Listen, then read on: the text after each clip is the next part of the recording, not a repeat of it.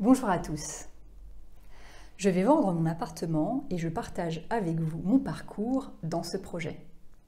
Alors aujourd'hui, je vous donne le résultat des visites avec les acquéreurs potentiels et je vous présente en particulier ce que je trouve que les acquéreurs ont fait plutôt bien et ce qu'ils auraient pu mieux faire.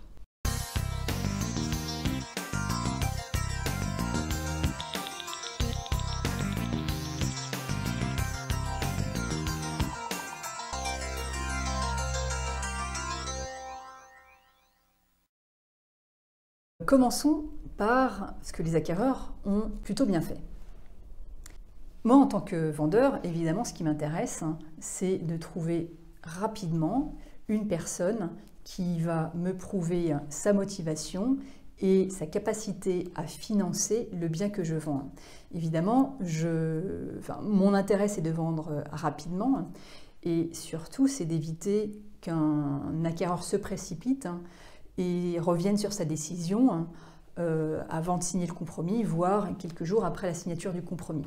À ce moment-là, tout serait à refaire et évidemment, ce n'est pas du tout mon intérêt de faire ça.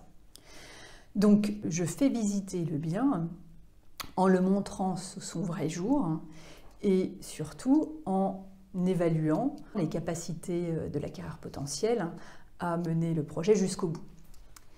Et donc, de ce point de vue-là, ce qu'ont bien fait en général les personnes qui ont visité, c'est de me dire spontanément comment elles organisent leurs recherches, pourquoi elles cherchent un appartement, pourquoi faire, je veux dire, est-ce que c'est une première acquisition, est-ce que c'est un investissement locatif, et quelle est leur stratégie d'une certaine manière.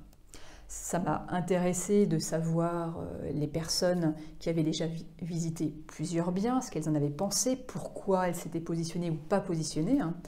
Et souvent, les personnes expliquent tout cela. Ce qui est également très positif, ce sont les personnes qui montrent leur connaissance du marché, me disent où elles ont visité, si elles ont visité des choses dans le quartier, et des personnes qui peuvent me laisser comprendre qu'elles ont déjà une bonne connaissance des biens disponibles à la vente et des niveaux de prix, finalement. Un très bon point également sont les acquéreurs potentiels qui montrent leur envie, qui se projettent, qui disent quels travaux ils ont envie de faire, qui parlent du bien en imaginant la suite. Ça permet effectivement de voir des gens qui sont vraiment engagés dans le projet et qui ne sont pas de simples curieux qui viendraient visiter pour se faire la main dans leur recherche, en quelque sorte.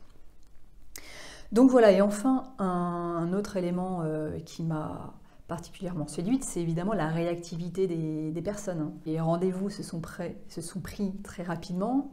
Malheureusement, certains n'étaient pas disponibles, étaient peut-être de très bons candidats, mais dans la vente d'un appartement et notamment de petites surfaces dans une grande ville, les choses vont extrêmement vite, peuvent aller extrêmement vite. Donc la réactivité des personnes est quelque chose de primordial. Si vous voyez un appartement qui vous plaît, vous connaissez les prix du marché, vous connaissez votre financement, vraiment, il ne faut pas hésiter, il ne faut pas attendre, il faut envoyer immédiatement l'offre que vous avez envie d'envoyer. Ne remettez pas au lendemain, vous risquez de passer à côté de nombreux projets, malheureusement. Donc la réactivité a été quelque chose d'important dans la suite des visites. Alors par ailleurs, il y a certaines choses qui m'ont vraiment surprise. Par exemple, j'ai été étonnée que très peu de candidats à l'achat me parlent du prix, le prix que j'ai mis dans mon annonce. Parfois, ils me reposent la question à quel prix est-ce, mais ils ne challengent rien, c'est-à-dire qu'ils ne remettent pas en question, ils ne me disent pas « ah oui, le prix du marché, effectivement, c'est de temps », ou au contraire, ça me paraît un peu cher, un peu... Par exemple, enfin, je m'attendais vraiment à ce qu'il y ait plus d'éléments qui anticipent une négociation. C'est sûr que si vous visitez quelque chose et que vous n'abordez absolument pas le sujet du prix, au moment où vous allez faire votre offre, si vous la faites par exemple à un prix inférieur, forcément le vendeur aura plus de difficultés à comprendre pourquoi. Quels sont les éléments qui vous motivent à proposer un prix inférieur.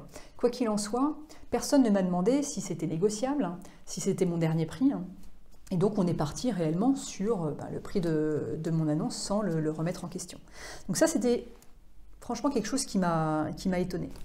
Ensuite, une autre chose qui aurait pu être sans doute une source d'information importante pour les candidats acquéreurs, c'est que finalement, les candidats ont souvent fait les questions et les réponses. Ils m'ont assez peu souvent laissé parler en fait, ou incité à parler. C'est sûr que poser des questions trop fermées, ça coupe tout de suite l'échange et la conversation.